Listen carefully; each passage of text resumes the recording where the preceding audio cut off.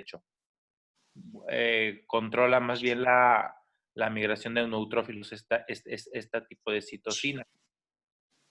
TH2, esta nos controla células presentadoras de antígenos, macrófagos, células cebadas también, y la producción de anticuerpos.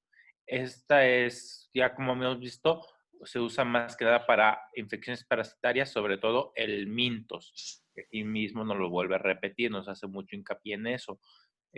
Hay que tener que estas interleucinas se ven más asociadas a las respuestas de hipersensibilidad tipo 2, o sea, como el asma, como la rinitis alérgica, como el eczema, que creo yo son las tres principales conocidas.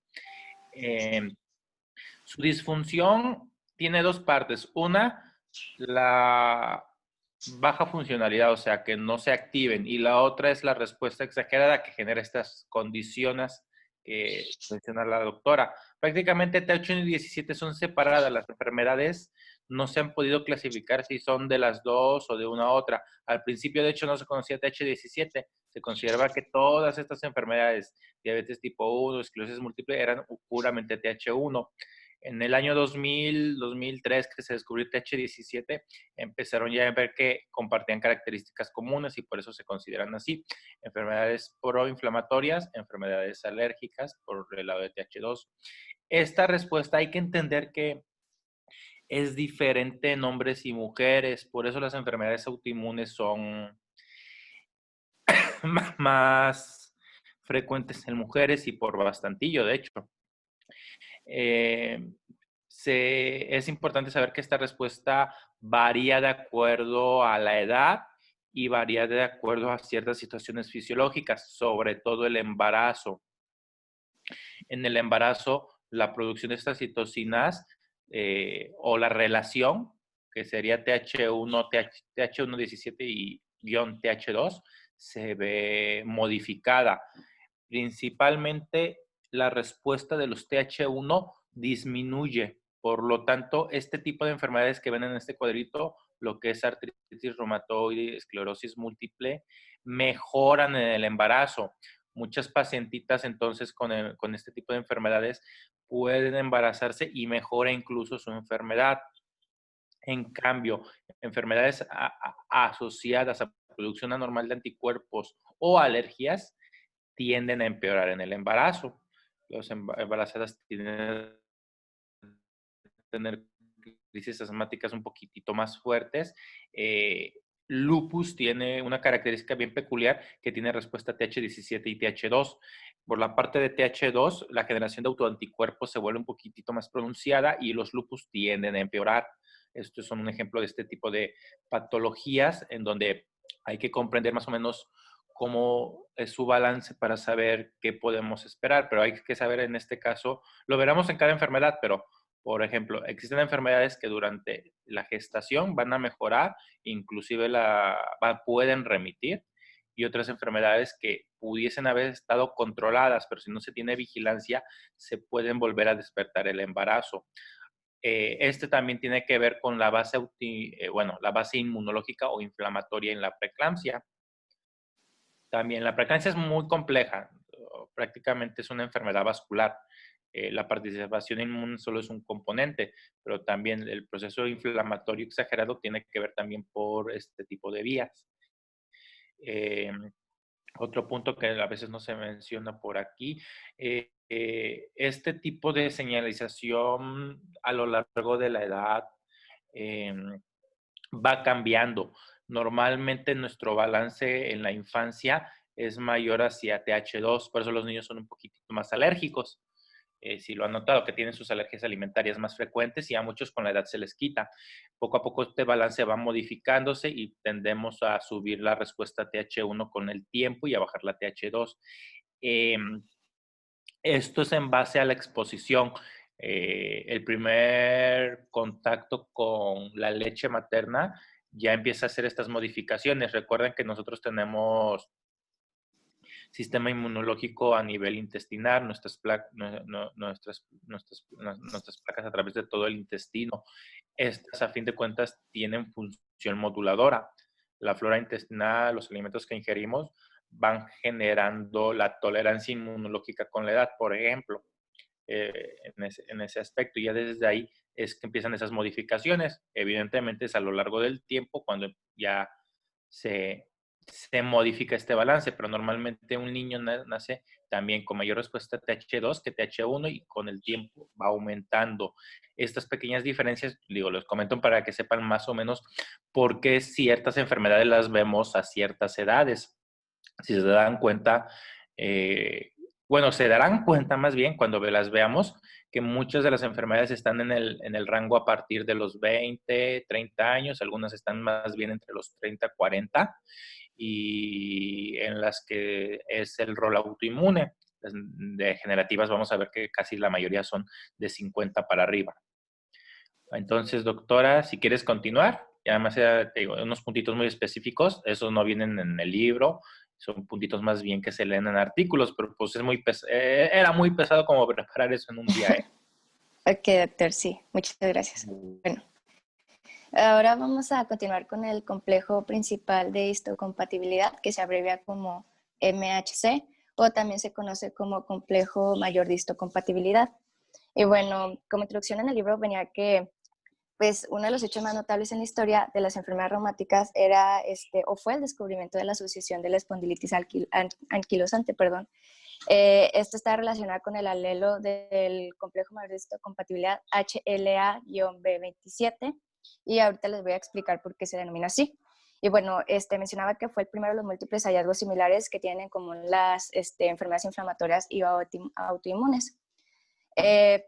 Bueno, comenzando a hablar de ya como tal del complejo mayor de histocompatibilidad, pues bueno, la respuesta del linfocito T, recuerden que depende del reconocimiento por su receptor de antígeno de linfocitos T, presentado por moléculas del complejo de histocompatibilidad. O sea, el complejo mayor de histocompatibilidad lo que hace es que se encarga de que le presente péptidos al receptor de antígeno de linfocitos T para que éste sea reconocido y pueda presentar una reacción en contra de esos péptidos. Y bueno, también se encarga de mediar sus interacciones con los linfocitos B y otras células presentadoras de antígeno, incluyendo las células dendríticas y macrófagos.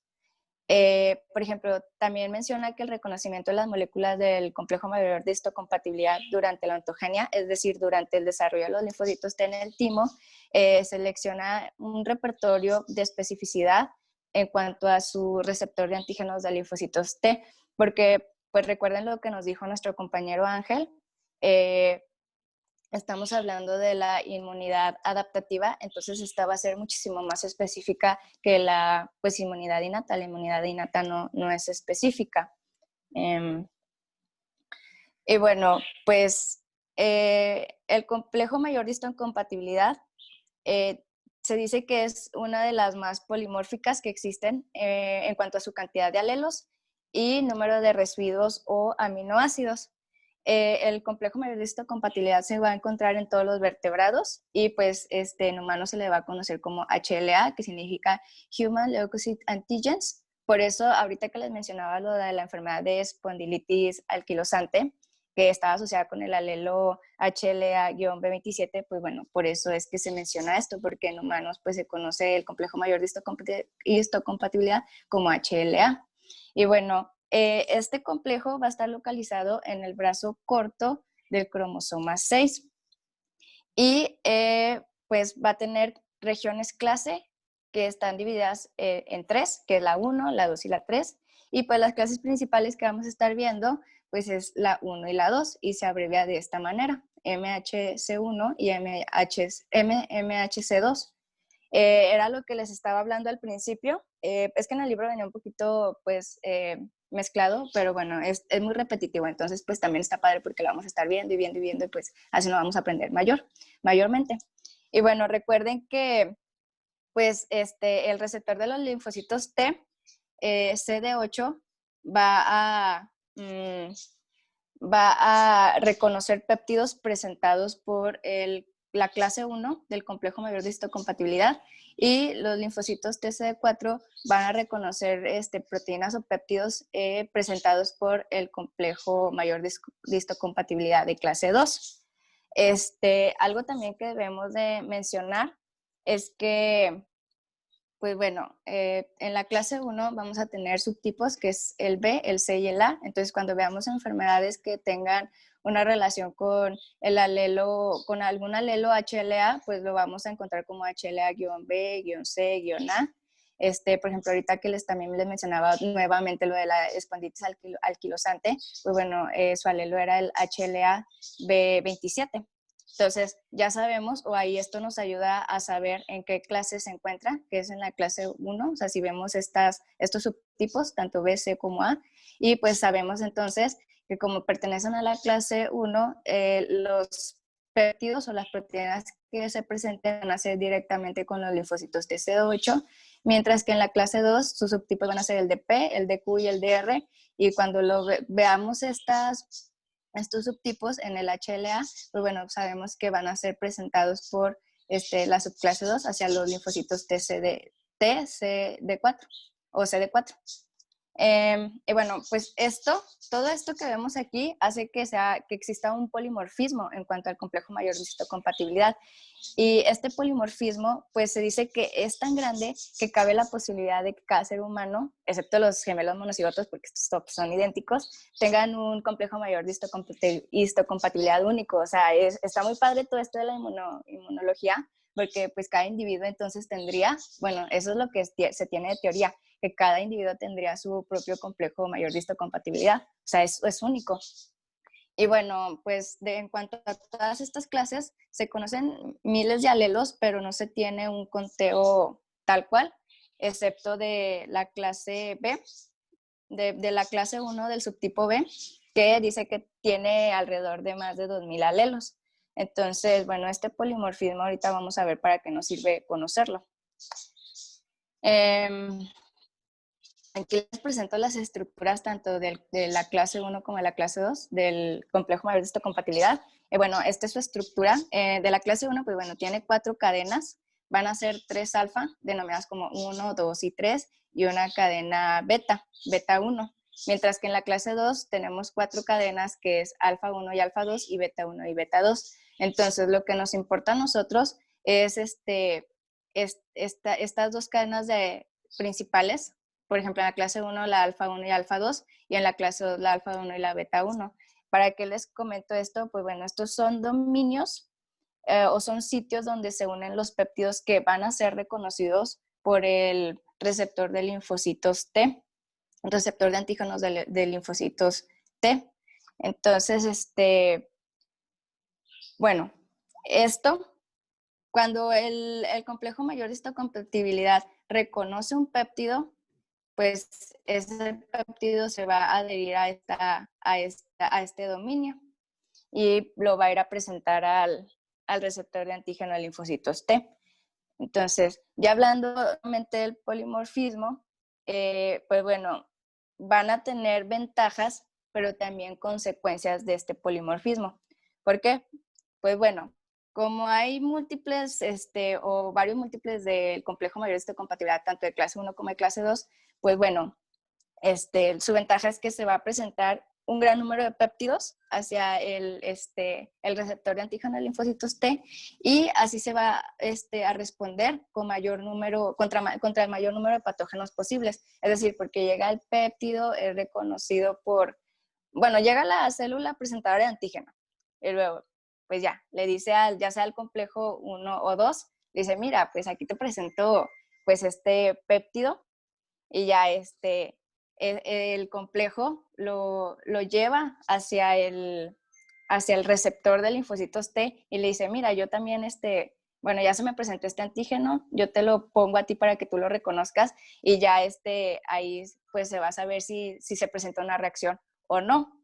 Pero, por ejemplo, como hay una infinidad de polimorfismo, pues también hay riesgo de que exista una autoinmunidad.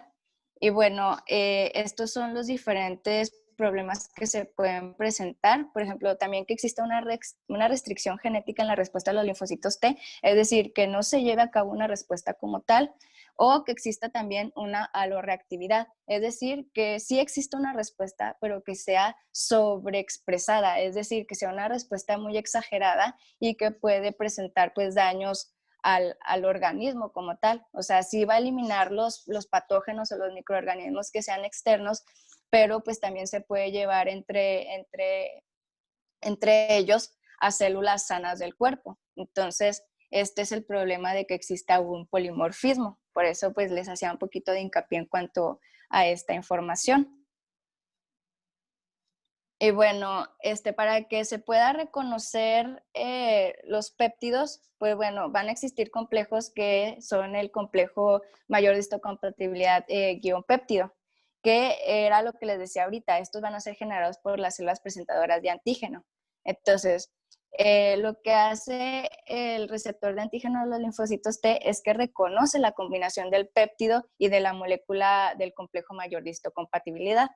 Estos péptidos presentados por el complejo mayor de histocompatibilidad, por ejemplo, en la clase 1, son generados en el citosol por degradación de proteínas por proteosomas, y estos derivan de proteínas endógenas, es decir, los péptidos que van a estar presentados por el complejo de mayor de histocompatibilidad de la clase 1 son proteínas endógenas, mientras en el complejo mayor de histocompatibilidad de la clase 2, este va a presentar péptidos derivados de proteínas extracelulares o exógenas. Entonces, pues bueno, tipo 1, proteínas endógenas, y tipo 2, proteínas exógenas. Aquí estos péptidos, ambos péptidos, ya sea de la clase 1 o de la clase 2, se generan por mecanismos diferentes. Y bueno, estos van a informar a los linfocitos tanto CD8 como CD4 del contenido proteico que se esté presentando. Y pues bueno, de esta forma los linfocitos T van a detectar cuando una célula expresa o capta proteínas ajenas, y es así como se inicia una respuesta inmune contra ellas. Es todo un proceso, pero pues en resumen, pues o sea, tiene que haber un complejo de reconocimiento de péptido y complejo mayor de histocompatibilidad. Eh, y pues este es el que le presenta ya sea en la clase 1, en la clase 2, a los linfocitos TC8 o TC4, y pues de esta manera se inicia la respuesta inmune. Y pues bueno, cualquier célula del organismo que exprese moléculas del complejo mayor de histocompatibilidad va a ser capaz de presentar péptidos a los linfocitos T, y de esta manera pues se va a presentar la respuesta. No sé si voy muy rápido o si sí me están entendiendo, es que siento que no, pero no sé, a ver, ustedes díganme. Creo que vas bien, doctora, no te preocupes. Sí, es que siento que los voy a confundir porque, o sea, pues es como que estar hablando siempre de lo mismo, entonces como que tanta repetitividad, no sé. Pero bueno, vamos a continuar. Y bueno, el reconocimiento de los péptidos que van a estar unidos a las moléculas del complejo mayor de histocompatibilidad, es decir, MHC guión péptido, por los linfocitos T, va a ser el primer evento específico de la respuesta inmune adaptativa. ¿Ok? Y depende de que sus complejos del complejo mayor de histocompatibilidad péptido se expresen en la superficie de una célula presentadora de antígeno, que esta pues es la que va a ser también muy importante en la participación de todo este reconocimiento de péptidos. Y pues bueno, es muy importante mencionar que va a haber dos fases de presentación de antígeno, que va a ser la fase aferente y la fase eferente, donde en la fase aferente los linfocitos T reconocen al antígeno, se activan y se diferencian en células efectoras. Y después, una vez que pase esto, se va a presentar una fase eferente donde ya los linfocitos T que ya fueron activados con funciones efectoras van a reconocer los complejos del complejo mayor de histocompatibilidad péptido y van a ejercer sus funciones. Por ejemplo, en este caso mencionaba ya sea la citotoxicidad. Hasta ahí vamos bien, o sea, ya así ya hablando así un poquito más a fondo en la fase aferente y la fase eferente, pues ya se entiende un poquito más porque pues ya nos explica más a fondo cómo es el proceso. O sea, de que primero pues se reconoce el antígeno y luego después ya que se reconoce se va a diferenciar en células efectoras, que eran las que estamos viendo ahorita, que pues van a tener una función específica. Y pues ya después de que adquieren su función específica, ya pueden en la fase eferente ejercer la función como tal. Es decir, ya sea, por ejemplo, antiinflamatorias, inflamatorias o que sean citotóxicas. Hasta aquí, pues bueno, fue todo del complejo mayor de histocompatibilidad. O sea, sí quedó claro o no, porque ya vamos a pasar a pues a hablar así de otras generalidades.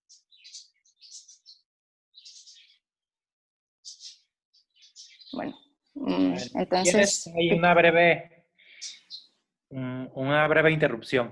Del complejo mayor de compatibilidad, ¿qué es lo importante ahorita que deberían recordar? Deben recordar que este es primer paso para inmunidad adaptativa. ¿Qué significa que no tiene relevancia para inmunidad innata? Estamos hablando que aquí los cambios ya son para reconocimiento y memoria inmunológica. Entonces, por lo tanto, vamos a ver mayormente su actividad en producción de anticuerpos. Acuérdense que los CD4 son los linfocitos coordinadores por excelencia. Sus funciones, una vez empiece como producción de TH2, va a ser la producción de anticuerpos, por ejemplo. Y la otra es por medio de los CD8, la destrucción de agentes intracelulares principalmente. En este caso también con reconocimiento específico. También tienen su producción de citocinas y en cierta medida pueden llegar a producir otro tipo de respuestas, pero sin embargo, a fin de cuentas, es una respuesta ya adaptativa. Que implica cierto tipo de memoria inmunológica, no solo por la formación de anticuerpos y células plasmáticas, sino que estos linfocitos más bien, estos linfocitos ya activados o reactivos, eh, permanecen con la capacidad o la sensibilización de poder detectar estos péptidos más adelante y ya directamente hacer su respuesta. Entonces, los dos pasos que mencionó la primera es de reconocimiento, determina que la célula presentadora de antígenos le permita determinar que esto es un antígeno extraño y después de esto, cuando continúe otra nueva estimulación, el linfocito ya se vuelve efector. Ya cada vez que detecte este antígeno, va a proceder a su función específica, que por un lado puede ser citotóxica como CD8 o por el otro lado puede ser coordinadora, no digo reguladora porque pues ya hay reguladores y es confuso, pero digamos que de coordinadora de producir las interleucinas encargadas para la respuesta adecuada, que pueden ser interferón para intracelulares, pueden ser interleucina 2 para iniciar respuesta a alimentos o eventos alérgicos, por ejemplo, que esos son agentes externos a fin de cuentas, o una respuesta TH17 enfocada más que nada a bacterias, por ejemplo, también. Entonces, esa es así como que la parte importante del complejo mayor de histocompatibilidad, que es la que media la respuesta adaptativa. Si quieres continuar, doctora. así es, muy bien. Entonces, bueno, vamos a continuar con las distintas ramas de la inmunidad y cómo colaboran para combatir infecciones muy diversas. Y bueno, mencionaba que cuando un microorganismo rebasa la barrera epitelial, al inicio de una infección, pues bueno, van a existir células, en este caso cebadas, que van a secretar aminas vasodilatadoras.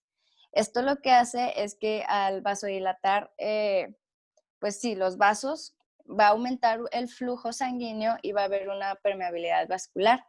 Entonces, cuando existe la permeabilidad vascular, esto va a ser pues una vía que facilita el acceso de fagocitos, ya sea polimorfonucleares y mononucleares, y estos van a combatir gérmenes extracelulares e intracelulares. Durante este proceso, pues también van a aparecer anticuerpos, proteínas del complemento y algunas lectinas, que pues como vimos con mi compañero Ángel en las vías de complemento, pues son opsoninas que van a facilitar la fagocitosis de agentes extracelulares. Entonces, cuando se fagocitan los microorganismos, se procesan sus antígenos proteínicos, que van a ser los que van a ser presentados por una célula presentadora de antígenos.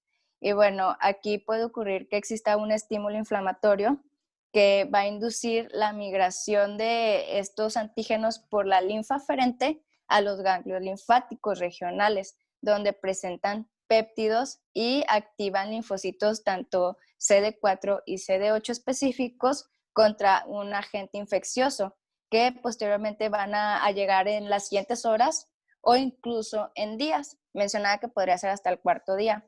Entonces, pues este proceso, pues sí puede ser corto o puede llegar a tardarse hasta 4 días. Y aquí, en todo este proceso que les acabo de mencionar, se iniciaría la respuesta inmune adaptativa. Y bueno, es importante mencionar que en las infecciones extracelulares, los anticuerpos de la inmunidad adaptativa van a activar el sistema de complemento de la inmunidad innata, induciendo lisis, opsonización y eliminación de toxinas, y posteriormente van a llevar a una neutralización. Y por ejemplo, en las infecciones intracelulares, aquí el interferón gamma va a activar macrófagos que van a adquirir una actividad microbicida, y el factor de necrosis tumoral va a inducir a la formación de granulomas. Esto es en cuanto a las infecciones intracelulares. Y en el caso de las infecciones por virus, los linfocitos CD8 van a eliminar específicamente células infectadas, y los anticuerpos neutralizantes van a impedir la unión de nuevas partículas virales y la invasión de las células no infectadas. Entonces, una infección aguda que no se controle por el sistema inmune en la primera semana podría llevar o podría seguir un curso fatal. Es por eso que, bueno, pues se llevan a cabo todas estas vías para poder atacar pues los agentes externos que se presenten contra el cuerpo, ya que, bueno, pues si no existiera el sistema inmune, como les digo, o sea, pues podría seguir un curso fatal, o sea, la muerte. O sea, se podrían morir las personas si no existiera el sistema inmune, obviamente. Y bueno, pues también nos menciona que las infecciones agudas que son resueltas, o en el caso de que pues exista la vacunación, estas, tanto las infecciones agudas como las vacunas, generan memoria inmunológica. Y en el caso de que se vuelva a presentar pues el agente con el que pues ya se resolvió la infección aguda, o el agente por el que se vacunó la persona en el organismo, se va a generar una respuesta secundaria contra ellas, y va a ser muchísimo más eficaz, resolviendo así una reinfección en unas cuantas horas, y que podría ser pues clínicamente indetectable. Entonces, por eso nos ayuda muchísimo el saber de la inmunidad adaptativa, porque pues esta es la que ayuda a que exista una memoria inmunológica para que cuando se vuelva a presentar otro microorganismo o se quiera presentar una reinfección, pues ya no, pues no se lleve como tal a cabo, o sea, que se pueda resolver rápido sin presentar síntomas en el paciente. Pero, ¿qué pasa? Algunos microorganismos como las micobacterias o los virus de DNA, pues son bien malditos y evaden las ramas de la inmunidad, causando infecciones crónicas o que permanecen en forma latente. Es decir, que están ahí, pero pues que no han presentado características clínicas aún. Y pues bueno, a pesar de que pues no se eliminan estos microorganismos, el sistema inmune los mantiene localizados y previene así su diseminación. Es decir, los tiene y les dice, uy, quieto. Entonces, algunas infecciones crónicas donde la respuesta inmune es incapaz de eliminar el agente infeccioso, pues a pesar de que no eliminan el agente infeccioso, siguen tratando de eliminarlo, y esto contribuye a que se pueda presentar un daño tisular. Entonces, pues sí es importante saber todo esto, porque así podemos entender un poquito el por qué en las enfermedades crónicas, o sea, el agente infeccioso o el estado del paciente que perdura por más de un cierto tiempo, también empieza a presentar problemas en cuanto a todo su nivel orgánico, por esta misma respuesta que se da. Y bueno, vamos a pasar ya a tolerancia inmunológica. Esta es una de las más importantes del tema, porque, bueno, pues los mecanismos de control de patógenos y daño endógeno por el sistema inmune, pues pueden ser devastadores, como les estaba diciendo ahorita. Y bueno, nos menciona un claro ejemplo, que es la enfermedad de injerto contra el huésped. Esta se da principalmente en pacientes trasplantados de médula ósea. Y pues bueno, en esta enfermedad, los linfocitos T del injerto reconocen como extraños los tejidos del receptor de trasplante, causando un daño tisular externo. Entonces, este daño tisular es tan exagerado que incluso en algunos pacientes les ocasiona la muerte. Bueno, aquí les puse estas imágenes de la enfermedad de injerto contra el huésped y pues aquí vemos cómo se expresa el daño. O sea, es tan exacerbada esta reacción inmunológica que presenta todas estas características clínicas. O sea, tiene un daño tisular extenso, es decir, se presenta en todo el cuerpo. Y bueno, pues para prevenir la autodestrucción, el sistema inmune tiene mecanismos diversos de tolerancia inmunológica. A ver, si quieres una pausa, doctora. Sí. Juan Carlos tiene una pregunta. A ver, dinos. Bueno, sí, doctor. Bueno, hablando un poquito de lo que está mencionando mi compañera, ¿de qué manera se descontrola el sistema inmunológico cuando en la enfermedad por el nuevo coronavirus existe la cascada de citocinas? O sea, Mira, ¿cómo se relaciona? el problema Ay, perdón. Porque tengo entendido que también esa cascada de citocinas pues induce a un descontrol del sistema inmunológico y eso es lo que hace que se agravie más la enfermedad. El problema es que quiero saber más o menos cómo es como lo está mencionando. De hecho, el esquema clásico de disfunción de citocinas o tormenta de citocinas está muy bien descrito en la fisiopatología de lo que es la sepsis grave y choque séptico. En ese caso también estamos hablando de un estado de desregulación de citocinas, donde ahora sí que el mismo cuerpo se hace daño además de la infección. En coronavirus, ¿qué es lo que pasa? Coronavirus se ha descrito otra entidad que se llama el síndrome de activación macrofágica. Este síndrome de activación macrofágica ya es conocido por patologías de reuma. De hecho, padecimientos, sobre todo artritis reumatoide juvenil, específicamente en llega a suceder con características específicas donde se pueden observar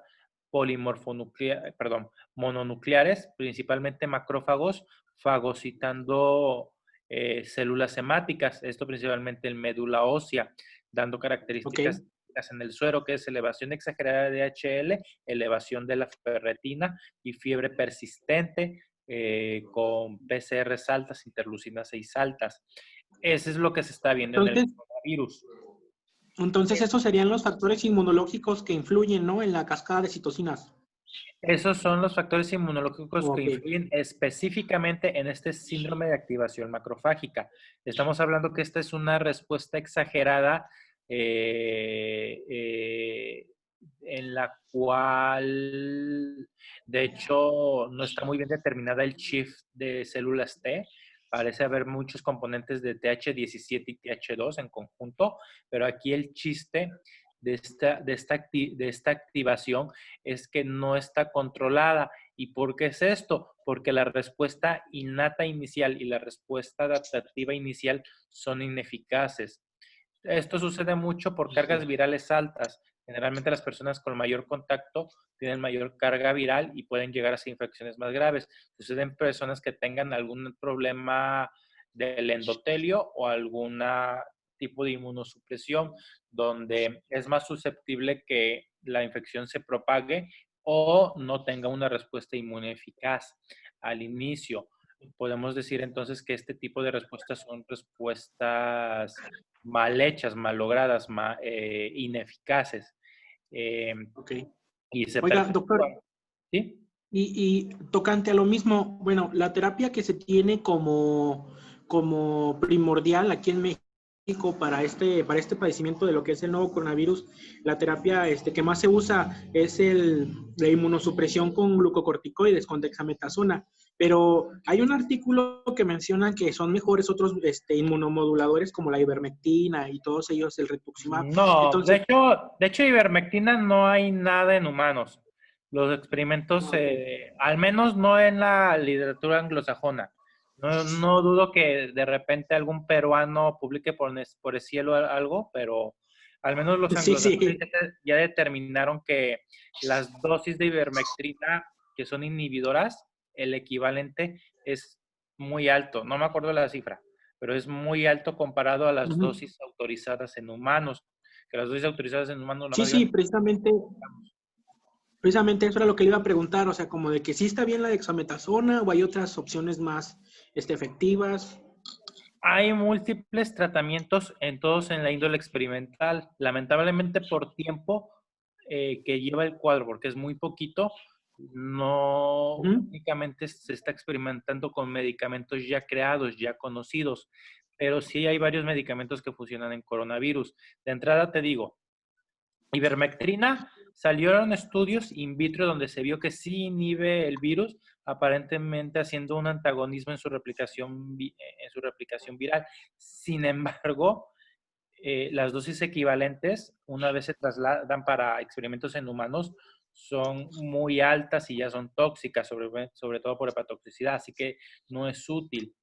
Cloroquina, in vitro lo mismo. La cloroquina demostró que hace inhibición viral, pero in vivo, como en otras infecciones por virus, porque se ha usado en varios virus, hasta se ha usado para dengue, no ha resultado útil. Lamentablemente, en este caso, su efecto in vivo es muy diferente al efecto in vitro, a pesar de que en este sí se aumentó la dosis. En cambio, se ha visto que el aumento de dosis resulta muy peligroso por los eventos cardiovasculares. Entonces, por eso también en este caso ya hace mucho que se descartó y recientemente se quería ver si podía servir como profiláctico, pero ya salió un solo artículo, ya salió el primer artículo de profilaxis con hidroxicloroquina y no le fue bien. Yo creo que van a seguir sacando otros artículos, pero de momento no pinta bien la Sí, sí. cloroquina ni la hidroxicloroquina. Siguientes puntos. Sí, tengo entendido que se usa la hidroxicloroquina por su función inmunomoduladora, ¿no? Algo así. Sí, se usa específicamente porque es un alcalinizador de de los fagolisosomas. Y los Ok. virus requieren un medio ácido para poder empezar su división, desintegración. El virus primero se tiene que desintegrar para que libere sus proteínas y sus cadenas de RNA que se usan para la replicación. Si no se Ok. puede, si no se puede desarmar, separar, no va a empezar.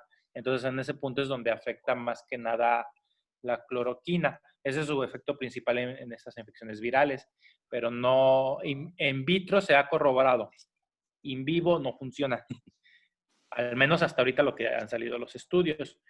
Eh, y en cuestión de profilaxis, que por este mismo mecanismo se espera que pudiese servir como profiláctico, tampoco ha funcionado, al menos en un estudio, apenas salió un estudio. Hay que ver si salen más y Ok. esto.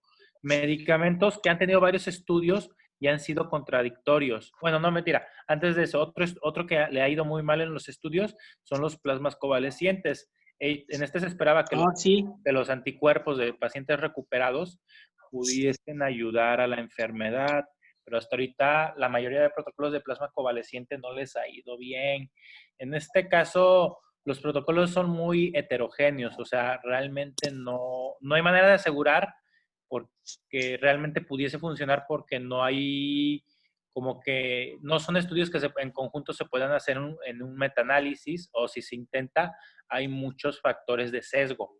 Por lo tanto, de Sí, sí. momento no se sabe si funciona o no funciona, pero en los estudios le ha ido mal. Ahora, medicamentos con resultados contradictorios. Hay estudios que les va bien y les va mal, principalmente les va bien y algunos ya están aprobados para coronavirus. Es el Remdesivir,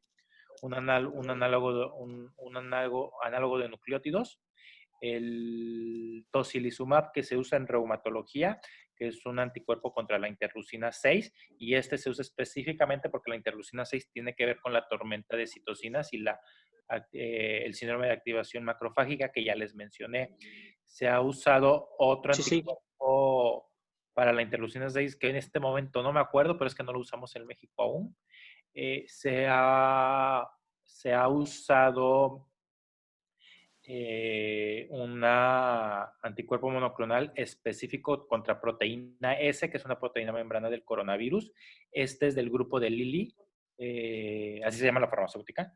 Sí, sí. Es experimental, se encuentra como MAP 6225, me parece, y apenas empezó la primera fase en humanos. Probablemente sea el medicamento más específico que se ha creado para coronavirus, porque este sí es creado, no es como los otros.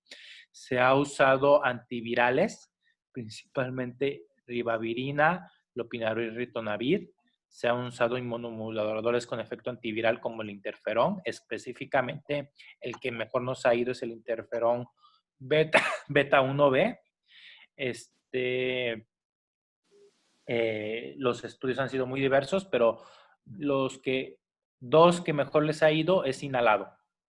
Los demás no han tenido buen resultado en uso solo, pero han demostrado ser efectivos si se combinan con antivirales como la ribavirina, el remdesivir o lopinavir, ritonavir.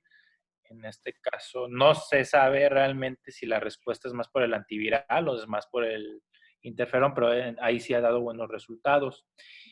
Y bueno, podemos seguir porque todavía quedan algunos agentes, pero sí hay varios agentes que parecieran funcionar, no son específicos. El único específico es el del grupo Lilly y ese apenas está empezando a hacerse las fases en humanos. O sea, todavía falta mucho, ni siquiera tiene nombre, todavía sigue con su nombre de protocolo, creo que es MAP 6225, pero sí, y hay que entender que muchos de los medicamentos, de hecho, son inmunomoduladores, hablando de la dexametasona y el interferón beta. Los dos son inmunomoduladores, perdón. No es un proceso de inmunosupresión que busques con la DEX, es un proceso de inmunomodulación. Acuérdate que los esteroides, bueno, no te acuerdas porque lo vas a ver aquí en Reuma, pero cuando veamos la clase de los esteroides, vamos a ver que tienen efectos genómicos y no genómicos. En este caso, estamos buscando el efecto genómico directo de la dexametasona, donde busca la inhibición y la inhibición de los linfocitos, en general B, T, y que estos mismos empiecen a activar sus rutas de apoptosis. Eso es lo que generalmente genera el esteroide. Además de que genera cambios moleculares a nivel de sus cadenas de DNA, se activan ciertas proteínas nucleares que tienden a generar respuestas inmunosupresoras específicas, pero más que nada es de desactivación. Por eso ha resultado útil porque regula la respuesta inmune en este caso.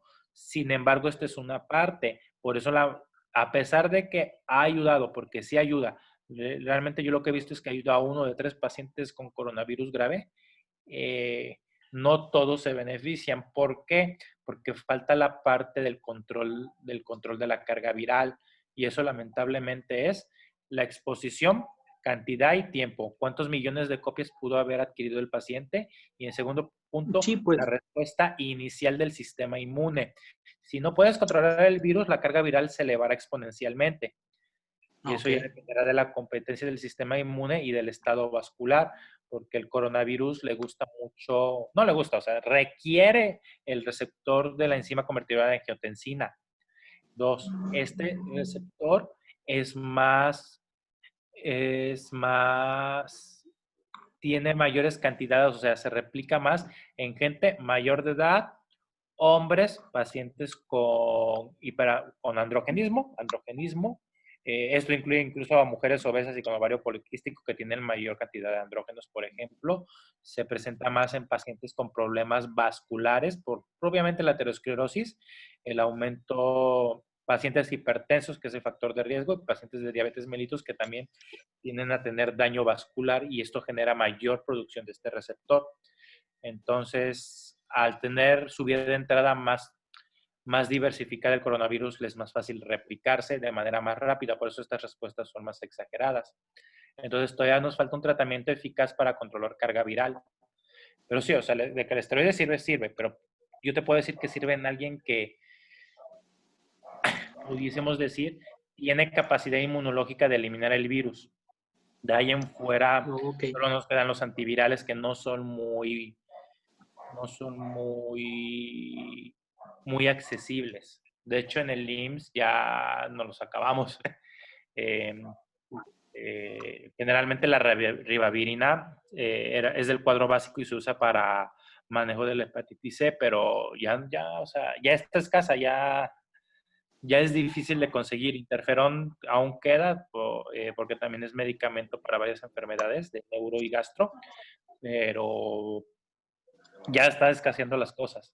Lamentablemente, ya en este punto de pandemia, y no solo en el IMSS, en otros hospitales, más que nada porque los proveedores están ya hasta el límite. Ese es un problemita del mal control de la pandemia que se ha llevado. Pero bueno, yo creo que este paréntesis ya quedó muy largo. Vamos a intentar seguir la clase porque ya nos quedan 4 minutitos y vamos a aprovecharlos porque todavía le faltan cosas a tu compañera. Ok, sí, gracias, doctor. Sí. Bueno, como les comentaba de la tolerancia inmunológica, bueno, pues si la tolerancia inmunológica falla, el resultado van a ser la presencia de enfermedades autoinmunes o autoinflamatorias.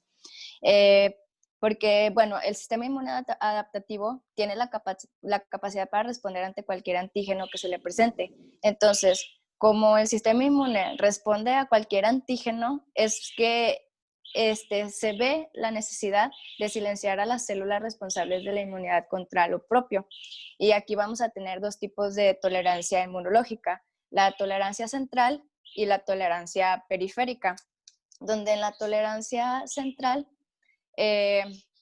pues vamos a tener una deleción clonal de linfocitos tanto T como B, que sean autorreactivos durante su maduración en los órganos centrales, como es el timo y la médula ósea. Estas células autorreactivas presentadoras de antígenos del timo asociadas a moléculas del complejo mayor de histocompatibilidad presentan y procesan proteínas antigénicas autólogas. Entonces, los linfocitos T en desarrollo que expresan receptores de alta afinidad para estos autoantígenos van a sufrir una selección negativa y acaban perdiéndose. Entonces, de esta manera se lleva a cabo la tolerancia central inmunológica mediante esta lesión clonal de linfocitos tanto T como B que sean autorreactivos y que sean muy hipersensibles a proteínas antigénicas autólogas. Y también tenemos la tolerancia periférica, que son los linfocitos T reguladores o Treg, que pues bueno, cuando las células T autorreactivas que se escapan, pues bueno, en la tolerancia central, pues sí, hay una lesión clonal de linfocitos T y B, pero no todas las células se eliminan del todo. Entonces, en todos los individuos va a persistir un número variable de linfocitos T autorreactivos. Entonces, pues en cualquier momento o en un momento dado se podría causar un daño por autoinmunidad, porque todos tenemos estas células autorreactivas que se le escaparon en la maduración de cuando estaban en el timo o en la médula ósea. Pero pues también está la tolerancia periférica, que era lo que les mencionaba, los linfocitos T reguladores, que pues bueno, estas células autorreactivas que se escapan a la selección negativa en el timo, pues pueden provocar lesiones císticas, pero pues hay mecanismos que van a silenciar dichas células y para eso están los linfocitos T reguladores, para silenciar a los linfocitos o estas células que se escaparon pero que eran autorreactivas. También pues bueno, estos linfocitos T reguladores son CD4 y tienen un fenotipo característico, que es la expresión del regulador transcripcional FOXP3 y la secreción del factor de crecimiento transformante beta. Es muy importante mencionar que el FOXP3 es vital para mantener la supresión del sistema inmunitario en cuanto a los linfocitos T reguladores. Y pues bueno, los T reguladores lo que hacen es que suprimen la activación, proliferación y producción de citocinas por parte de las células TCD4 y TCD8. Nos mencionaba también que los linfocitos T reguladores generados en el timo son típicamente autorreactivos, pero cuando reconocen un antígeno inhiben la respuesta inmune a través de secreción de citocinas inmunorreguladoras, como es la interleucina 10, el factor se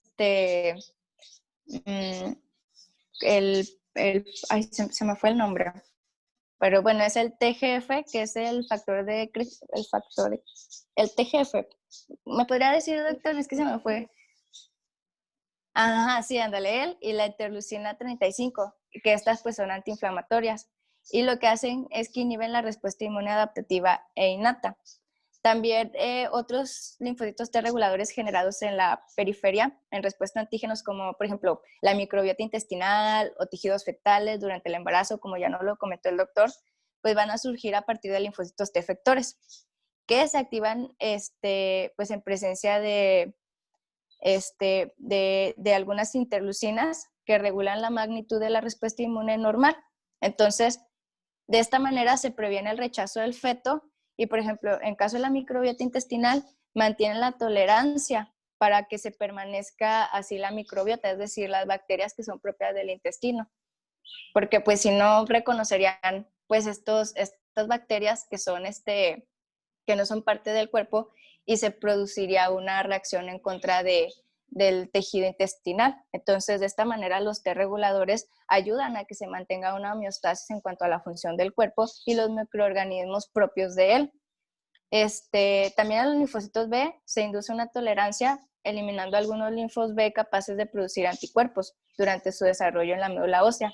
Pero pues bueno, esto no es tan eficiente porque el número de los linfocitos B es mayor que el número de los linfocitos T. Por esto, no causa problema porque para que exista una respuesta eficiente de los linfocitos B, pues va a defender de los linfocitos T. Y al existir menor número de linfocitos T, pues los linfocitos B no van a producir una respuesta autorreactiva tan grande como lo podrían hacer los linfocitos T propiamente. Y bueno, me falta Y doctora, si el quiere, tema de autoinmunidad lo y dejamos ahora sí autoinflamación. para la siguiente clase, ¿eh? Sí, ya lo que sigue son unas tablitas donde separan las enfermedades que son de tipo autoinmune y las que son autoinflamatorias. Nada más es como para terminar el tema relacionado a la reumatología. Entonces, Sí, pues sí.